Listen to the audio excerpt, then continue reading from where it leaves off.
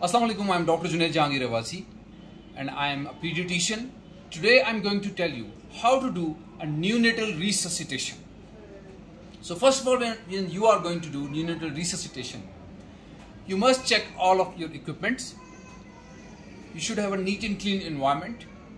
You should have a heating arrangement with you. You should have clean, dry, warm sheets with you. You should have ambu bag who should be working, having a mask. You should have a stethoscope, something for suction, either a suction bulb or suction machine, a cap for the baby, and laryngoscope and endotracheal tube, and some emergency drugs like adrenaline, normosaline, and soda bicarb. Now, when you receive the baby, you should have a dry, warm sheet in your hands, and when you receive the baby should be caught with care. You should have a good grip when you take the baby from somebody. You should place as close to your body, and then you should place down, and first of all dry the baby. You can use the same sheet for drying like this. You should dry the baby. Very often during drying, the child starting crying. If the child is not crying during the drying process, then gently scratch the spine and the sole also.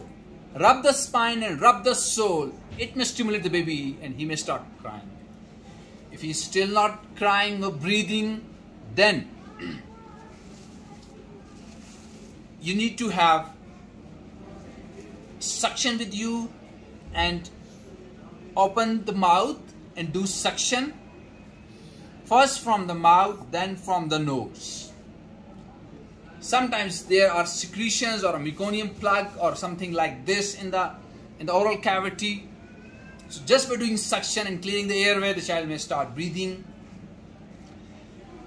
If he is still not breathing, then you need to do 5 rescue breaths. You should have ambu bag ready and make a good position, a neutral position. And a neutral position is the one in which the head is down, the chin is left. It should be spine position, and the mask of ambu bag should cover both mouth and nose. You should make a good seal, and after making seal, 1, 2, 3, 4, 5. 5 inflation breaths. The chest should be rising when you are giving inflation breaths. So 5 inflation breaths, then reassess, see the color, see whether the child is breathing. If he is still not breathing, if the color is still not pink, then do suction again if needed.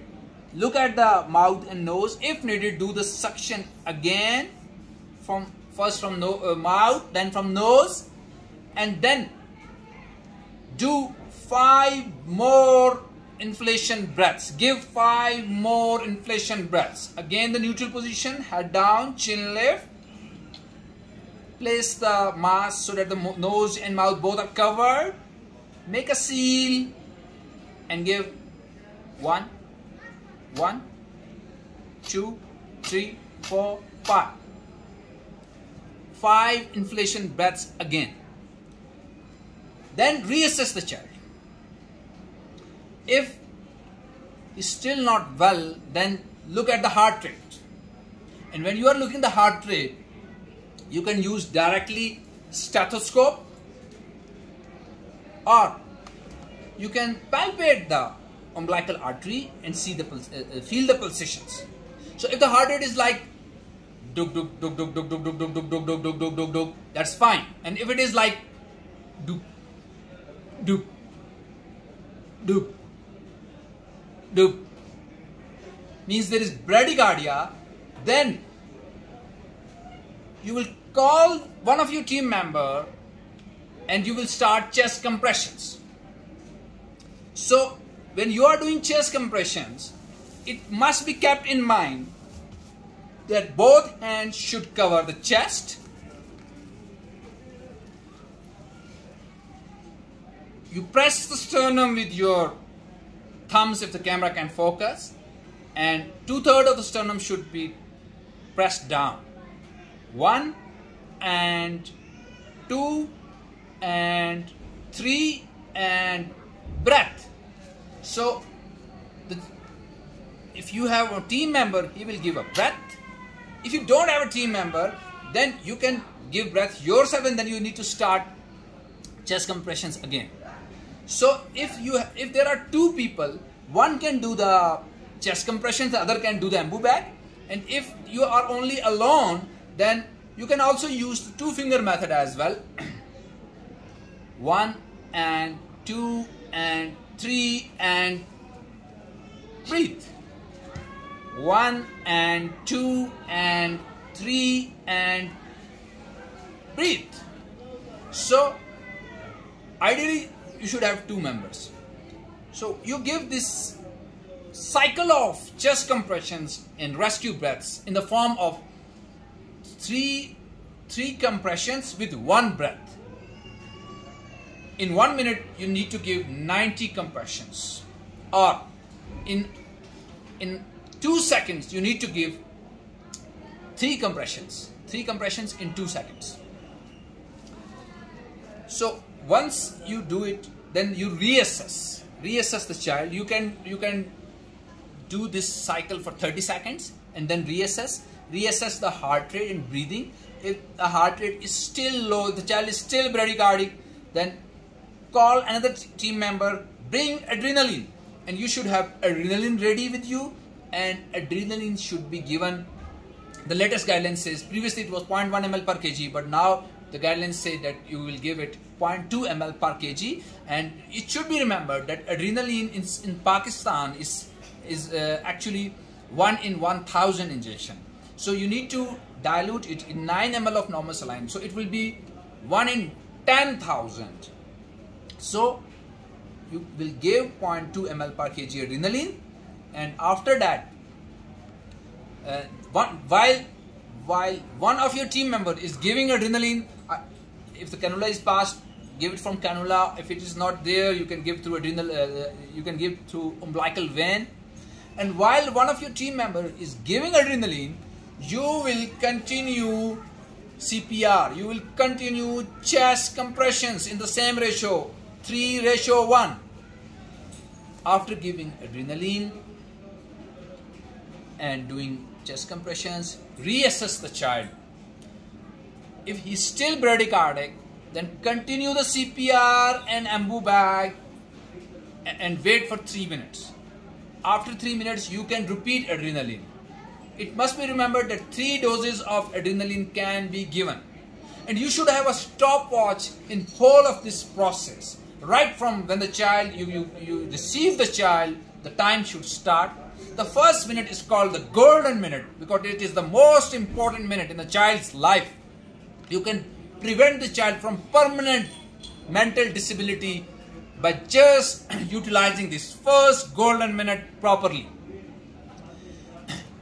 Now, if you have given 3 doses of adrenaline along with those chest compressions and embu bagging and the child is still not responding, then see whether the problem is in the breathing or the problem is in the heart rate. If heart rate has improved, he has a good heart rate now, but he is not breathing well, then you need to pass endotracheal tube and you need to shift the baby on ventilator through that endotracheal tube. If there is no effort at all, like there is no heart rate, no breathing, and you have done everything, then see how much time has passed. If 20 minutes have been passed since the arrival of the child, I repeat, since 20 minutes have been passed since the arrival of the child, and there is no result, you have done everything, the child is not surviving, there is no heart rate, no breathing, no effort, then after 20 minutes you can stop the resuscitation process. Now, what the doctors make common mistakes. Very often they don't have the correct position and they are not getting the results. Sometimes the chin is flexed. Sometimes the neck is hyperextended. So it should not be hyperextended, it should not be flexed. It should be the child should be supine and the head is slightly down with the chin is slightly lifted, and this should be the position. So now when you do the rescue breaths, the air will go smoothly. Okay, this is one mistake. The other mistake is sometimes the doctors, they start rushing for the oxygen. Bring oxygen, child needs oxygen. Child doesn't need oxygen. The guidelines say that if you remember all these steps and if you are doing all these steps, even with just embo bag, there is no need of oxygen. So just don't worry if you don't have oxygen. You should give proper rescue steps, rescue breaths with proper guidelines, proper technique. Most of the children will start breathing with this technique. Now, another state is that you get a reply from your team member that I could not pass cannula, the cannula is not passed. Just don't worry if you don't have cannula. You can give through umbilical vein, and even you can check the pulsations through umbilical by pressing the umbilical artery as well. So this is a very effective way of giving any emergency drug like adrenaline. And then the babies lose heat very quickly. So if you will not have a warm environment, a warmer at the head, the child will lose heat and he will become hypothermic. So always have a cap and make the child wear that cap while you are doing the whole process. And the H's and T's must be remembered if you're not getting any results. And the H's and T's are hypothermia, hypovolemia, hypoglycemia, and hypotension. And the T's are tension pneumothorax and cardiac tamponade, but they are slightly in the elder age group. So H's can be there in this age group. There are slightly different protocols with diaphragmatic hernia and meconium aspiration, which I will cover in some other videos. Today I think this is enough. Thank you so much. Have a wonderful time. Just utilize this first golden minute and save lives. Thank you so much.